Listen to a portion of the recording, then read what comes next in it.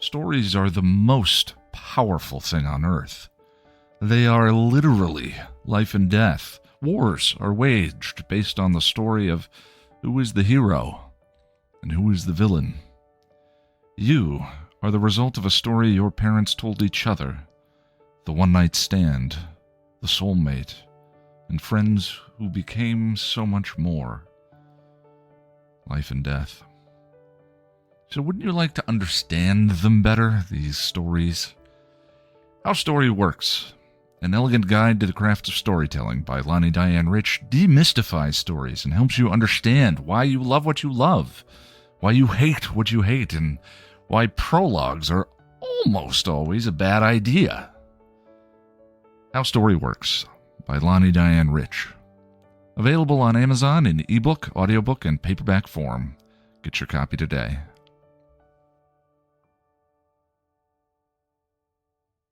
Welcome to Still Pretty, a Buffy the Vampire Slayer podcast from Chipperish Media. I'm film scholar and dateless nerd, Noelle LaCroix. And I'm story expert who gets her scorn on at the bronze, Lonnie Diane Rich. And we are here today to talk about Beneath You, the second episode of Season 7. Beneath You aired on October 1st, 2002, and was written by Douglas Petrie and directed by Nick Mark. Still Pretty is a fully spoiled, full-spectrum Buffy podcast, so if you haven't seen all of the show, go take care of that, and we'll be Command Central, so everybody check in with us. Okay, we'll be doing our homework, but the other one sounded cooler. No more mind games. No more mind. Let's go on patrol.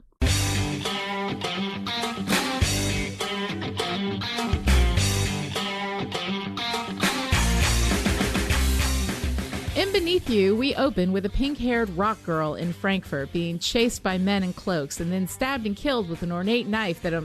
No. Cut the music, Jack. Okay.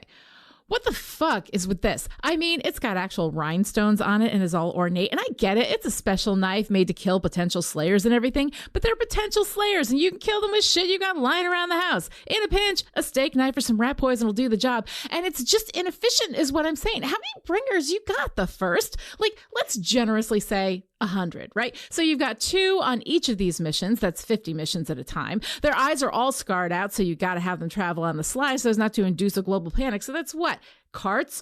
Horses? My point is, they're not flying Lufthansa. So the bringers, they've got to hunt down these potentials and chase them through various towns throughout the world in these heavy fucking woolen robes, which look all creepy and medieval, but you can't run in that shit. You need something that wicks. They've got to be hella dehydrated, but okay, maybe there's some kind of hell-mouthy spell that keeps their electrolytes in hot supply. Let's allow for that. But the whole point of bedazzling your knife is to show that it's special, but if there's only one knife and you're only killing one girl at a time with 2 bringers trying to run around incognito through Istanbul to Frankfurt. It's just not an efficient system, the first. I mean, for a big brewing evil that's been planning this hostile takeover for centuries, I would just think you'd have a better plan. That's all I'm saying. Okay, Jack, you can run the music again. The bringers kill the pink-haired girl, and she says, "From beneath you, it devours," and Buffy wakes up from her dream and tells Dawn that there are more girls like that out there, and they're all going to die. Meanwhile, out in Sunnydale, the grounds are rumbling as something evil beneath the surface moves through town. Down in the school basement, Spike of the NSYNC Timberlake hair stalks a rat and spouts nonsense as he feels the ground rumble and falls down screaming. In the car on the way to school, Dawn is excited that Buffy's going to be at school doing her job, which no one knows what it is. Xander bemoans the fact that he hasn't had a date in forever, and we travel briefly through everyone's romantic history in what is the first of a long run of terrible expositional dialogue in this episode. Buffy goes to work at the school, chats with Principal Wood, who we discover has an alarming casual knowledge of medieval weaponry, and then Buffy's off to explore the school, which is an excuse to go down to the basement to see if Spike's there, which he isn't. Out in the English countryside, Giles tells Willow she's ready to go back. She's nervous about it. What if they don't want her back? I'd love to offer you some guarantee that you'll be welcome back to Sunnydale with open arms, but I can't. You may not be wanted, but you will be needed. Out in Sunnydale at night, a woman named Nancy walks her dog only to have it devoured by whatever is in the ground. The monster comes after her and bumps into Xander, who takes her to Buffy's house. She tells her tale and they believe her, and while Buffy makes the connection, From beneath you it devours. Then Spike comes in wearing a new blue shirt, his hair all properly peroxided, and tells Buffy he's there to help. He reveals that Buffy saw him in the school basement. Dawn's not thrilled that Buffy didn't mention that Spike was back. And then Spike comes in wearing a new blue shirt, his hair all properly peroxided, and tells Buffy he's there to help. He reveals that Buffy saw him in the school basement. Dawn's not thrilled that Buffy didn't mention that Spike was back. Xander's not thrilled that Spike's standing there without something wooden and pointy sticking out of his rapidly dusting chest. Buffy takes him aside and hears him out. He tells her that something's out there, something bad, and if she says she doesn't need his help, he'll leave. Buffy decides that Xander will take Nancy home, she and Spike will patrol, and Dawn will be command central, safe at home. Before they leave, however, Dawn has something to say to Spike. Well, I can't take you in a fight or anything, even with a chip in your head. But you do sleep.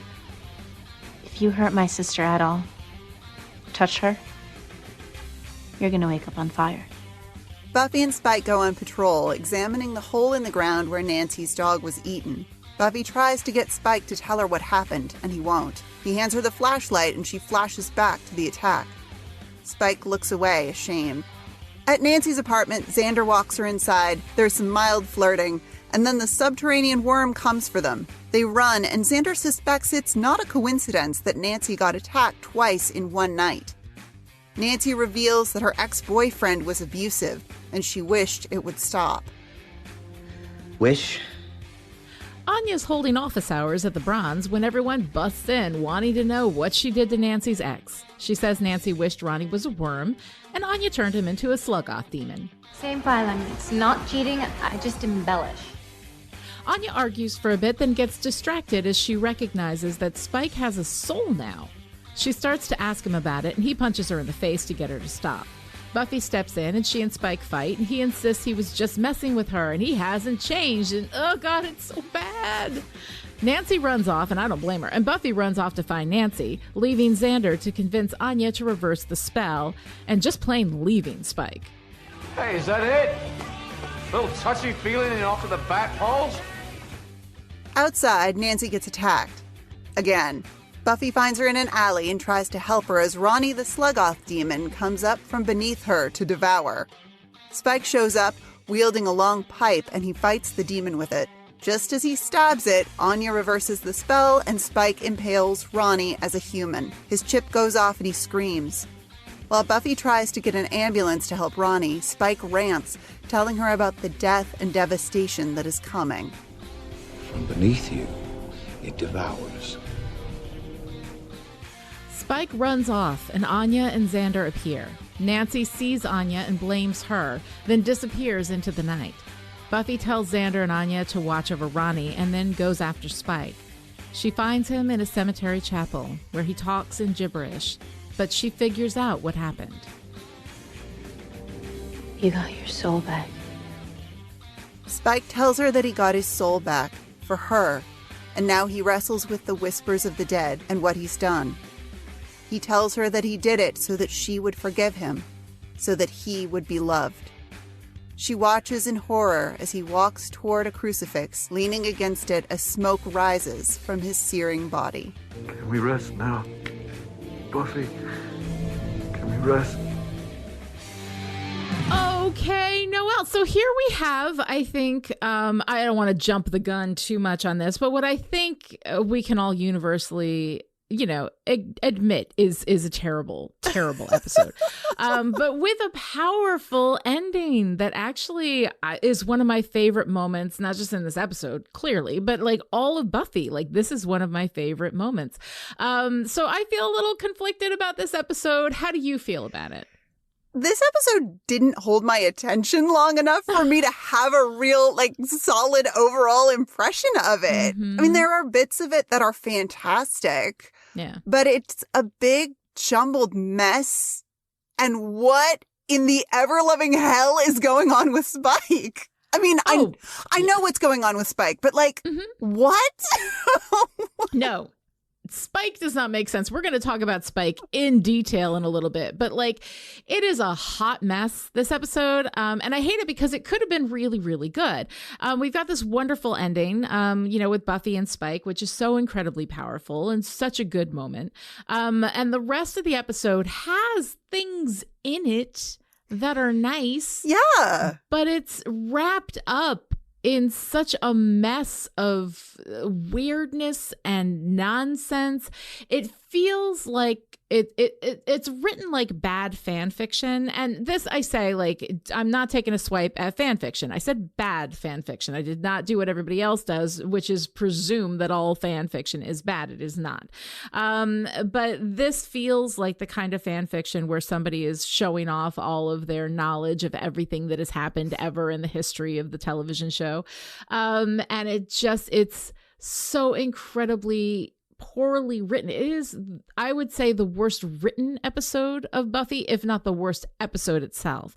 And I find that so disappointing because Doug Petrie is amazing. So I actually have a theory about what the hell happened with that, but we'll talk about that in a little bit. Let's get into talking about some of the things that are kind of better in this episode because it relates to something that we're doing like all season long, with some of the themes. So What do you think about this idea of the soul as the spark? Well, that was one of the big things that jumped out at me as being really interesting and meaningful in this episode. Right. But it doesn't, because it's in that last scene, it doesn't get a lot of, it doesn't get a lot of exploration. But I definitely noticed it because the connection between a spark and a fire is a pretty obvious metaphor, right? And we've heard from Spike before about how love is like fire, how it burns and consumes. And I'm like, all right, that's pretty good because a spark could start a fire, but it doesn't have to.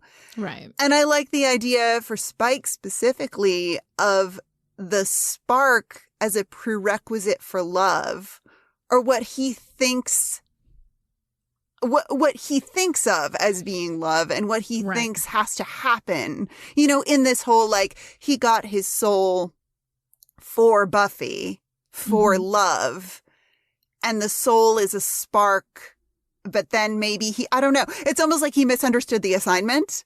Like, I don't know.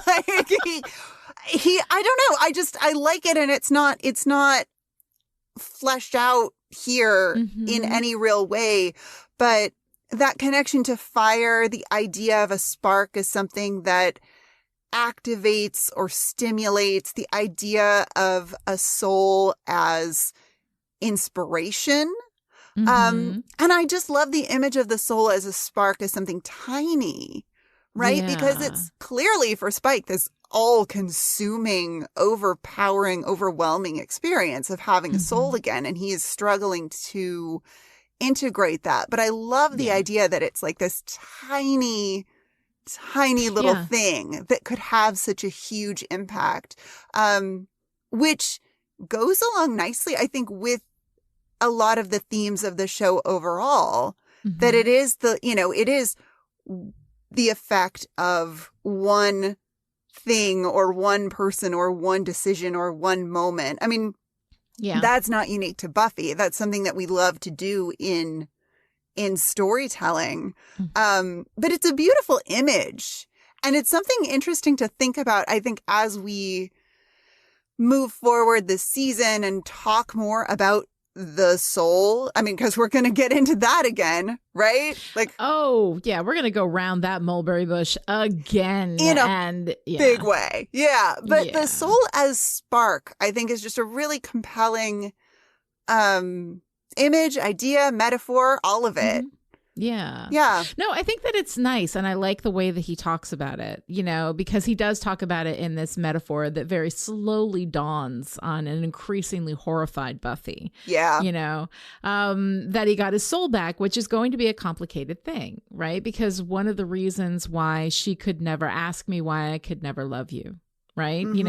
That she can't trust him because he doesn't have a soul, because he's a soulless. When she beat him up in Dead Things, you are a soulless, this is what she kept talking about as being the reason why she couldn't love him. And I also love the irony of it that he thinks that the only reason she can't love him is because he doesn't have a soul. So he goes out to Target and buys one on special, right? Gets the soul, but then in the having of the soul can understand why she could never forgive him, why she could never love him, regardless of whether he has a soul or not. So I love that kind of monkey's paw effect of this thing that he went after. So there's tons of that I think is really, really fun. We start out this episode, once again with like this. We've got another cold open. This time we do tangentially relate it to the episode as we have Buffy wake up with the prophetic nightmare, which is a classic, little black dress that we keep in the closet and pull out from time to time, But not often enough that it really works, I think. Like I would have loved for there to be more of that. Either more of that throughout the series as a whole or less of it. It's like the Slayer's prophetic dreams show up occasionally when we remember that we've got that in our toolbox. When we need some exposition. Like it is an expositional tool, and this entire episode is so heavy-handed with the exposition. It is pretty terrible. And the thing is, like everybody knows, as I've said, I'm not a big fan of dream sequences in general. In Buffy, usually I will endure them okay, because they do generally serve a narrative purpose, and they also have within the world, like a reason behind having these dreams. So like, okay, fine, I get it. Except the thing devouring from beneath in this episode has bugger all to do with the main story of the season. So, whatever. Makes me so mad. Yeah, like it's here we have an opportunity to do something that actually like relates. Like if you're going to reference this from beneath you thing, which by the way, I mean is consistent, right? We know, because this is a fully spoiled Buffy podcast, that what is the big bad this season is the first. The first, of course, was introduced in Amends, when the Bringers did their work underground, killing the Christmas trees, devouring the Christmas spirit from beneath them, right? There's also like this wonderful, terrifying vulnerability to the idea of something coming up from beneath you where you'd never look, as anyone who's seen Jaws well knows, right? We've got a reference here also to another Petrie script, Fool for Love, where Buffy tells Spike that she's beneath him, right? Yes. It has all the markers of this great internal resonance to build on itself. But this episode literally does nothing aside from reveal to Buffy that Spike got his soul back.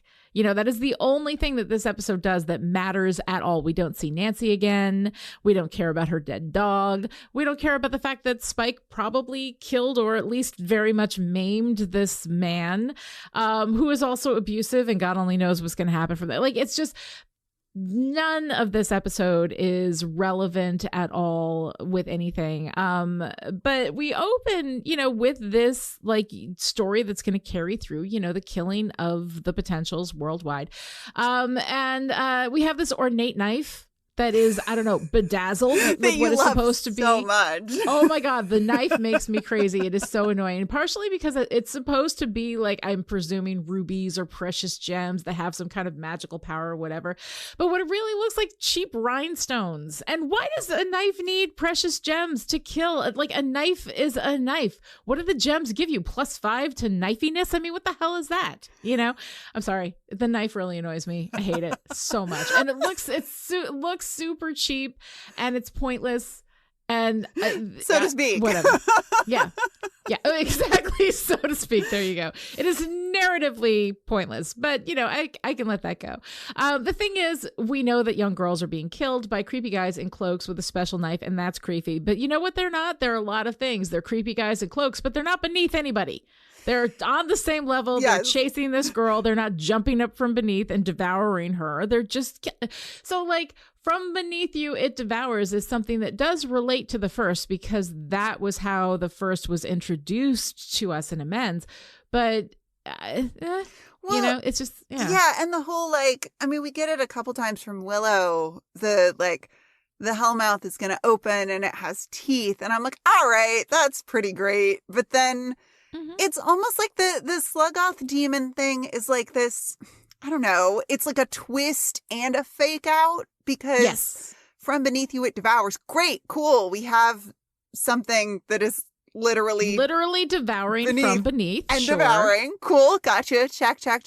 But then it's not anything to do with the bringers and the potentials and the big baddiest big bad whoever big badded. Like I don't know. Yeah. It's a bummer. No, it's a terrible fucking episode. Let me just do this part because this drives me crazy. Usually, even when Buffy has a story that's not really doing great, like the scene level work is usually pretty good. Like the dialogue is good, the character work is usually good, the jokes are usually good.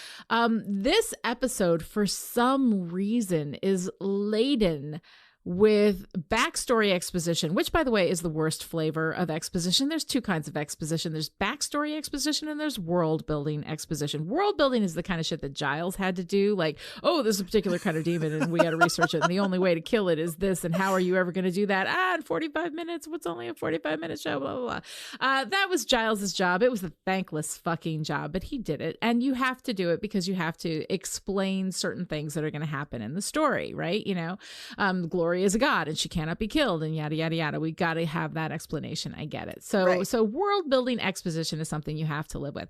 Backstory exposition is almost always useless. There are some places where you may have to do it, so you try to do it lightly as possible. But here it's like we have this one episode of Buffy that is going to explain everything. We have tons of as you know Mary dialogue, which, by the way, as you know Mary dialogue is the dialogue that happens between two people who were both in the same space at the same time, witnessed everything, and nobody has lost their memory in between. So when you have that conversation where I talk to you, Noelle, and I say, hey, Noelle, you've been recording in your car and that's why you sound so fabulous on this episode. Like, you know that. And I know that. Yep. So why am I saying that to you? I'm saying that so that everybody knows that this whole time you've been recording in your freaking car. That's amazing how it sounds. That is just to inform the audience out there of something that they don't know.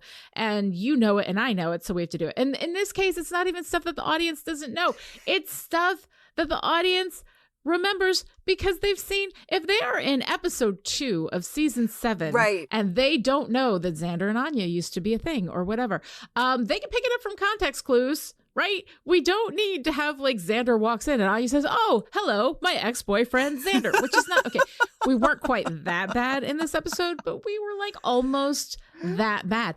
And from a craft standpoint, absolutely the worst written episode of Buffy. I will go to my grave insisting that someone monkeyed with Doug Petrie's script because he is so much better than that. My suspicion is that someone at UPN, you know, where this was airing at the time and where I was actually working at the time that it was airing, I was at an affiliate, but I still feel associated shame, went into this story and just added fucking terrible as you know Mary dialogue to let all the audience know what happened. Somebody at the studio or whatever at the network decided that we need to refresh people on what's been happening in Buffy and didn't let Petrie fix it. That is the only explanation. This is truly dreadful writing. Which is such a bizarre decision on top of the we do a previously on. Yeah. Every single episode, just about. And we don't even limit ourselves to previously on this season. We do we'll go all the way back to the beginning if we have to with previously on to catch you up. Here's the important details. We've had One Girl in All the World a couple of times. Yeah. It's I mean, it is bananas and I have no theory at all as to why you would spend this much time. It's got to be a network suit. It's got to be a network suit who's like had dreams of being a writer, monkeyed with the script, said this is what you're going to do, and they just did it. I do not believe that Doug Petrie wrote these words. I just don't believe it because it's just too bad. Well, and he's a good writer. Yeah. And from a TV watching standpoint, it raises the question for me in a more like zoomed out way, right? Of how much do we need to know of any given backstory in order to follow what's going on, in order to enjoy what's going on? Exactly. Like there's context clues you can bring in that'll give it away. Like there are things that you can do within a scene that if you want to get across certain historical information, you can do it much, much more elegantly than it's done here. Yeah. And I mean, just from, I'm not a writer and certainly not a TV writer, but the question of teasing out, okay, but what do you actually need to know? Because people who have been watching all along or reading all along or following along know all the history. They know it. That's why they're still here.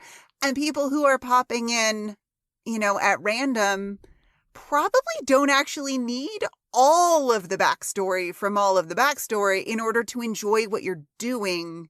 Right. If you've in that episode. Yeah. If you've got a story that is interesting, on its own.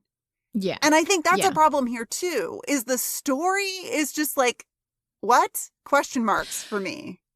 Yes. The story isn't absolutely terrible. I do like that Anya gets this feedback, right? Yes. Has her annual review with her supervisor, Halfrack, right? Realizes that she's not actually, as an Anya-centric story, I would have enjoyed this a lot better. We're going to get that in Selfless a little later in the season. But I mean, this is really that's honestly the best part of this, is that Anya is trying to make up for the fact that she's been a little light on bringing down the punishment. That's not a good time it's not a good time to be a good guy, right? So we've got that. I think that's nice. I like that element of it. But like the whole thing is, aside from that, just kind of a mess. The fact that we have a demon that is coming up from beneath you, and from beneath you it devours, and yet this has absolutely bugger all to do with anything else that's going on, in the long run of the season's story. That I find it's just irritating, because you're investing in this thinking, oh, this is a thing. Yeah. No, it's not a thing. It's just it's a one-off, thing. I like that Anya did it. I like that Anya, maybe overreacted to some of the feedback that she got. It's a stupid choice for Anya to make, because to make an abusive boyfriend even more dangerous and powerful, and able to hurt like so many more people, that's not vengeance. Like, she's not doing this on behalf of this woman, which granted, is a, they decide how they're going to like specialize in, major in demonology, that kind of thing. And she picked this track, the vengeance for wronged women track. In reality, it doesn't really mean anything. As long as she's creating chaos, it's okay. And she did definitely do that. But she's got this idea that she's, venging these women and protecting these women. And then she ends up like practically getting Nancy killed, and also getting her dog killed. Yes. Oh, puppy. Give it up for the Yorkie. Yeah. Yeah, it's a see, okay, in an Anya-centric episode, I think we might be able to dig in a little deeper to why Anya might overcorrect. Or what might be going on. Like, maybe she's hustling too hard with the vengeance demon thing, and she makes some careless mistakes, and ends up making things more dangerous instead of less dangerous. But we don't get that. It just seems like Anya, I don't know. That doesn't feel like Anya to me. Yeah. I don't think she would do something that careless. Yeah. Yeah.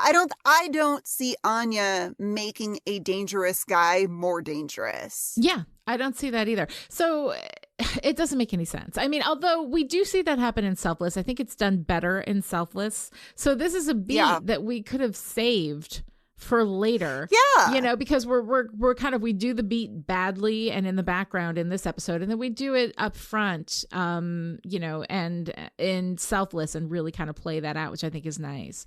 So I don't know, like that's the only thing I think that this episode, aside from the Spike scene at the end, like actually has going for it. And everything else Spike before that end is just kind of a hot mess. I do like the monster versus man identity dichotomy that we've got here, because we've had this thematically kind of repeating for Spike a number of times. We have in The Gift, I know I'm a monster, but you treat me like a man. I think that that's really nice. To Riley and Into the Woods, he says the girl needs some monster in her man. Angel in Amends says it's not the monster in me that needs killing, Buffy, it's the man. So this dichotomy, you know, this line between man and monster is something that we have been kind of talking about for a really long time. And Spike's been straddling that line ever since he got the chip, you know, and he has been trying to figure out where he fits in, and he fits in nowhere, you know. Can't be a monster, can't be a man. What am I, right? So he goes and he gets his soul, you know, and then understands that he did the one thing that could have made him a man, except that it doesn't, and he knows it. But again, it's the language that he uses here. And I love that constant struggle in his identity. I think it's a nice beat, and the ending is really nice. But the rest of Spike in this episode... yeah. What? Yeah. What? Mm-hmm. Okay. I love the idea that getting your soul back would turn your brain to mashed potatoes for a while. Well, you got everything kind of sorted out. But the problem that I so often see with the spouting nonsense version of a character on a mental and emotional roller coaster is that kind of nonsense only works if it makes sense to the writer and to the actor. Yeah. And maybe that's the case here. I don't actually know. Maybe there are some strong, meaningful beats behind all of Spike's tonal ping-ponging, but it's not cohesive enough for me. Yeah. And I like this kind of thing. Yeah, you like it a lot more than I do. I do. I do. Well, mostly because I like that. I like stories about that kind of mental emotional roller coaster. I like those stories about struggling with something internally, but it's difficult to visualize that. It's difficult to make that something that we can see on a screen, you know, for a TV show or a movie. So it's got to be, it needs to feel chaotic, right? But it also needs to feel consistent. And this just feels like inconsistencies rather than a mental and emotional roller coaster. Yeah, definitely. Now, I do like Spike saying the big bad is back before stabbing Ronnie in the shoulder, because has Spike ever announced himself as the big bad without something unfortunate or cartoonish happening immediately afterward? I don't think so, and I love it. I mean, granted, you know, something unfortunate and cartoonish is almost always happening to Spike in one way or another. So, I mean, it's really just even a broken clock, it hits it twice a day, right? You know, but yeah, it's absolutely adorable. And I like that. Although, in that moment actually is really horrifying, because here he is. He finally got his soul. He doesn't want to hurt people anymore. He's trying to protect people. And then he ends up stabbing a dude and his chip goes off. And like, that is, I think, a nice little hit of tragedy in this moment that I actually do like, but it's in the middle of this random mix of weirdness that it's okay. Like, you're right. If his ranting makes sense to the writer, to the actor, and to us, like, to a certain degree, I think we as an audience need to be able to read something from it, you know? But a lot of it just seems so strange and so weird. At the end, he starts talking about from beneath you, it devours, you know, it's coming after you, like all of this stuff. I think that that's pretty good. But the come on, kiddies, come see the show, that was clearly put in so that we could have that in the promo. Again, I tell you, it's a suit at the network that monkeyed with the script. It's wild how much he jumps around just in terms of the Spike that we're seeing with no indication of what's actually going on for him. Right. I mean, that's a bummer. I like the performance. Yes. I just don't, it's not cohesive. But I really enjoy the moment when Nancy asks, is there anyone here that hasn't slept together? And Spike and Xander exchange a meaningful look. Right. It's goofy, but James Marsters plays it like they absolutely have slept together. Or Spike has at least given it some serious thought. Delights me. He has. You know he has. I mean, come on. Xander's kind of a snack when he's not being a total jerk, So, I mean, I actually really super hate this moment. And the reason why I really super hate it, well, okay, I love it and I hate it. I love it because it's funny and it's cute and it speaks to me as a fan. I hate it because it's super fucking fan servicey. It's like, they've slept together and they've slept together. So we've got this really awkward, horrible backstory of explaining what all the relationships are to everybody, which, let me say it again, if you are popping in and the 7th season, 2nd episode of Buffy the Vampire Slayer and you don't know what's going on, then ask the friend that forced you to watch it because this isn't something that you do accidentally. It's just irritating. Well, yeah. The friend who pulls you into season 7 is like, okay. So here's what happened. Exactly. Like, this is what's relevant. Nobody's just popping into Buffy at this point in the run, So anyway, I'm sorry. I'm just very irritated with whatever that network suit. Whoever that is, you're terrible and I hate you. But so it's incredibly fan servicey. That said, I'm a fan and it services me. Like, I do like it. Like, it's funny. It's cute. I like the look between Xander and Spike. Which gives me a sense that it's not just Spike who's had the thought. I mean, we've heard Xander talk about Spike before. That's right. We have heard Xander talk about Spike, haven't we? I think that very possibly there have been some romantically tense moments between these two. And you know what? I am fucking here for it. Like, I love it. It's just that it comes at a moment that in order to get this wonderful moment out of this, like the build up to it, the expositional, backstory, I hate it. Yeah. I mean, and again, like, I feel that way about pretty much all of the Anya stuff in this episode. Yeah. And that I love Anya in this episode. I love her so much, but there is so much tomfoolery and nonsense going on around her that I'm just like, why is that here when we could have Anya? Because this Anya, holy smokes, she is everything. That vengeance demon hustle. Yeah. Oh my God. Her little chuckle followed by the yes when Xander asks, did you turn this nice lady's ex into a giant worm monster? It's perfect. Yes. Anya's perfection, sheer perfection. I love her. I think she gets every good line too. Oh. You wish it, I dish it. I thought we were clear on this.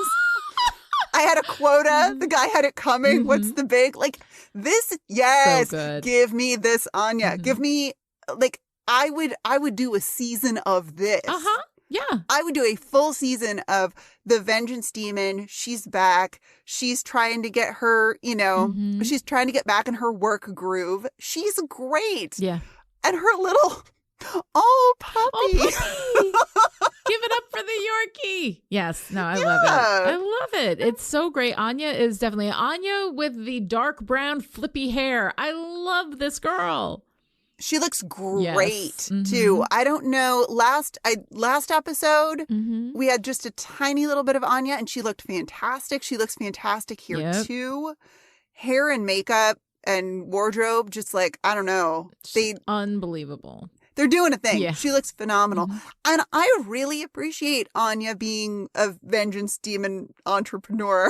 Right. She's running a franchise, right? She's got a, total badass. I love her when she's like, I embellished a little bit. And Xander says, well, you can unembellish now. And Anya just goes, bite me, Harris. Yes. Hell yeah. I like it. Hell yeah. And oh my God, Anya figuring it out about Spike.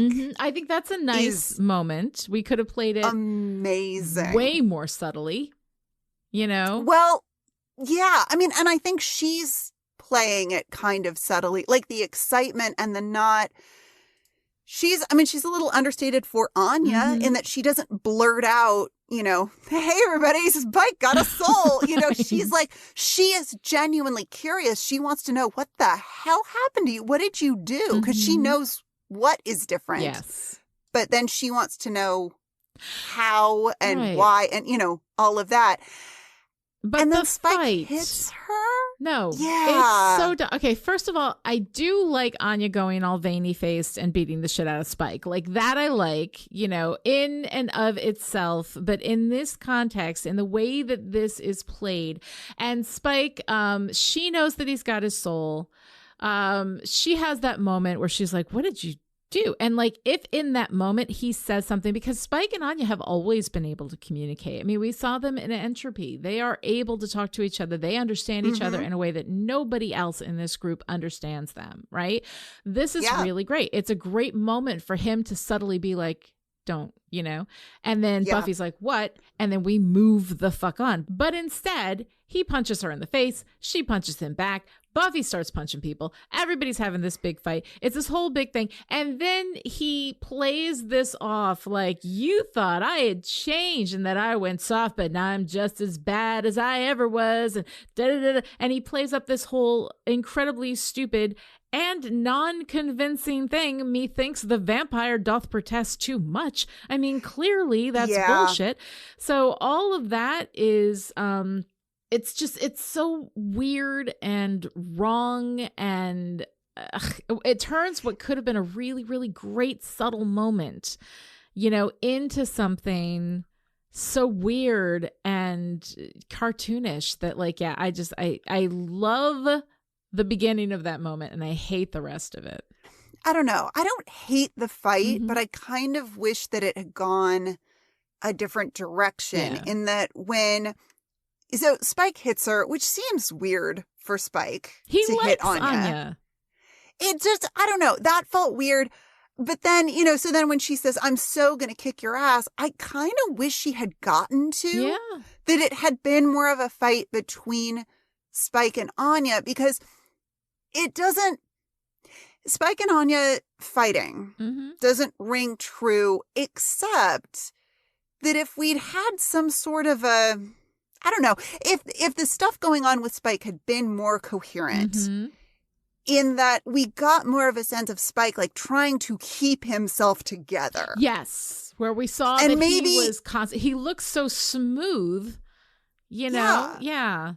And maybe if we had some indication that being discovered as the new shame-filled owner of a certified previously owned soul would compromise some of that control, like if he's struggling, maybe he's struggling to keep it together. Right. Because he is clearly being ripped up inside in all of the ways. So if we got the sense that he is trying to pull himself together, but being discovered compromises that control that he's, that self-control. And then Anya is on the verge of outing him. Maybe that would have worked. Yeah, if he hits her, totally believed that. and then she hits back, and then maybe Buffy comes between them, like seriously, what in the hell is wrong with both of you? And then if after that she keeps Spike's secret, she realizes what's going on and says nothing. Like that could have been a really, really nice moment. Like, I think that you're right. I think that what we have here is we have Spike being totally cool. Right. We open up with NSYNC Justin Timberlake Spike, right? So we got Which I enjoy way more than I should. No. Like it does nothing. Yeah. It's just Spike talking to a cute chubby rat in the basement. I'm like, this is awesome. It's entertaining. Here we are now. Entertain us, exactly. right? He's very entertaining. So we have that. Then all of a sudden he shows up. He's wearing this blue shirt, which is completely not his style. So and when he refers to it later as a costume, I kind of like that because we have him in a different kind of presentation. But he's so smooth and he's so together. And he's like, yeah, I'm just here to tell you that something's going on. But you know what? If you don't need me, I'll just walk away. And it's totally cool. Like, we don't see him sputtering at all during this whole process when he's looking at the wormhole with Buffy, like all of this stuff. He's fine, you know? So then all of a sudden for him to just turn around and hit Anya in a situation where cool Spike could have found a million other ways to like handle that, you know, and keep her quiet. Like she would have kept quiet if he had approached her, you know, as himself. But the whole thing is just so incredibly weirdly handled. And I like the idea that if he had been sputtering all along and we see he's just barely able to keep a lid on it, that this had panicked him to the point where he lost all of his control. Absolutely, that would have been great. But as it is, it's just, you know, I mean, it's fun to see Anya, you know, kicking ass as a demon. Like, aside from that, I don't get a whole lot of value out of it. Yeah. There's so much potential. So much potential. No pun intended. Right. So there's one thing that we only get a little bit of in this episode. It is our darling little niblet. How do you like Dawn here? Oh my God. Oh my God. She's such a delight. Yeah. Telling Spike that if he hurts Buffy, he'll wake up on fire is fantastic. I love you sleep, right? Like, yeah, and he's totally confused for a second, which I love too. He's like, yeah? Vampires. Like, where is this going? And I love that. He's like, when did Dawn get unbelievably scary? And I'm like, I love the fact that Dawn scares Spike because she should, because she's fucking badass. I love Dawn. And just delightful, like being part of the team. I'm Command Central. Of Command Central, everybody report to me. All right, I'm doing my homework. But, you know, like, I love she's that. great. She's great. But standing up to Spike is some really excellent Dawn. Yeah. Especially after, you know, the little interaction with Buffy where she's like, yeah, you didn't think to mention that Spike was back? Thanks a lot. It's great. It's great. Dawn, so good. Dawn is definitely highlighted this episode. We also have this, you know, kind of moment of just, well, they're on the, you know, recurring cast list, so we have to have a scene with them, with Willow and Giles. Doesn't really have a whole lot to do with anything. It's setting up stuff that's going to happen next week. What did you think about that? Our moment of Willow. I'm glad we got to see Willow. That interaction with Giles is a bummer, though, because Willow has a lot of really legitimate fears about going back to Sunnydale. And she expresses them in a way that suggests, to me at least, that she's actually been learning and growing and doing all the good therapeutic English countryside things. Yeah. Like, she's like, wait a minute, like, what, you know, does that mean I have to be a bigger, badder badass than the source of all badness? I mean, that's a great question about this real powerful evil that she can feels. Sense. Yeah, that she's got, you know, enough connection to, that she's falling down on the ground last time we saw her. And Giles is just like, taxi's here, off you pop, you know, like, and I'm really, come on, Dumbledad, like, you could do better than that. He's like, acting, he's acting like there is someone naked waiting in his bed, and he's just got to get rid of this kid, you know. But this is, he really is. He's like, and then that whole bit about like, we could spend 2 more years doing this, and it doesn't guarantee that your friends will take you back. And I'm like, ouch, by the way. Like, also, he hasn't been talking with them. Like, he doesn't know. Like, we see next week in same time, same place that they still love her and they still want her and they're coming to pick her up. They haven't talked on the phone, if not with Willow, then at least with Giles, you know, like. Right? No one's checking in. He hasn't taken their temperature. He tells them that she's going to be on a plane, but hasn't taken their temperatures, how they're going to respond to her coming back.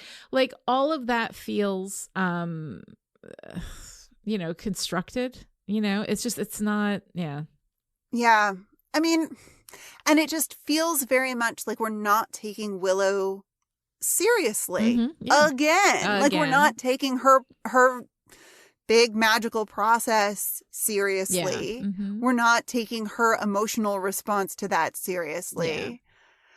Yeah. I hate it. I just hate it.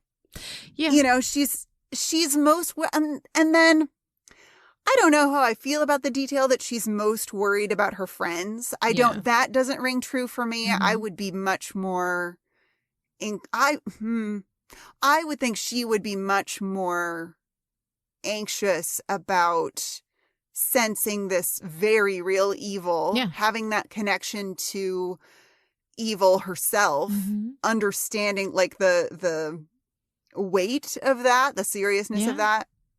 It seems to me like that would be at the front of her mind. But we get, through this scene, we get to, she's most worried about her friends and whether or not, they're going to welcome her back. And Giles says, trust yourself and the others might follow. And I'm like, that is not super comforting. like really not. He's really not doing a very good job with this clearly trying to get rid of her. Yeah. Clearly there's somebody naked waiting for Giles. And he's just like, look, kid, I gotta go. He's like, had it. Yeah. He's like, all right, you need to be. It feels very much like okay, you need to get over it now. Whatever it is, you need to get over it. Yeah. It's a bad dad move. I don't like it. I don't care for it. I don't care for it either. But after all the things we've discussed that we don't care for, I have to ask you, Noelle, what's your favorite part of Beneath You? Well, from a delight perspective, it's Anya at the Bronze. Like, hands down. From a romantic visual studies perspective, and also an interesting theological perspective, perhaps, it's that shot of Spike at the very end where he's like embracing / leaning over the cross. Like, it's just so beautiful. Oh God. It's heavy-handed, but it is heavy-handed in a way that really, really works for me. And I love it. Absolutely. That's my favorite part too. Spike at the cross. Can we rest now? Like he's explaining to her what happened in a way that without saying, well, okay, so I went and got my soul, he does it in this way that very slowly reveals itself to her and she gets it. And he's still talking, kind of in code, and it's so interesting and it's so sad and heartbreaking and poetic, and the struggle of the monster and the man as he embraces the cross and starts to smoke, that idea, like there's this line in Angel where Darla tells Angel, God doesn't want you, but I still do. Right. So here we have this moment where God doesn't want him. Buffy doesn't want him. Nobody wants him, aside from, a million fans like me. But that's a whole other different discussion. That's in the fanfic area. But anyway, it's just it's so beautifully done. It's beautifully written. This is absolutely like I can feel Doug Petrie in this scene, Yeah. And the rest of it, Yeah. And and Spike's awareness of everything that's going on in there. Like, it's that scene is so great because it is this moment of clarity in this kind of jumbled mess of an episode. And Buffy says, Spike, have you completely lost your mind? And he says, well, yes, where have you been all night? I just love that moment of clarity. It's really nice. And I don't mind the moments of clarity mixed in with this loss of his sense of self, that's nice. And the bouncing back and forth between that is nice. In a moment, having scenes and scenes and scenes of him being okay. But anyway, this is the favorite part. Spike on a cross. Favorite part. Love it. Let's move on.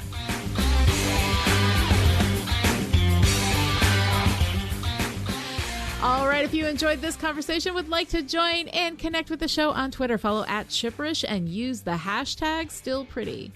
This episode of Still Pretty was brought to you by the Chipperish media producers who support us on Patreon at the power producer level.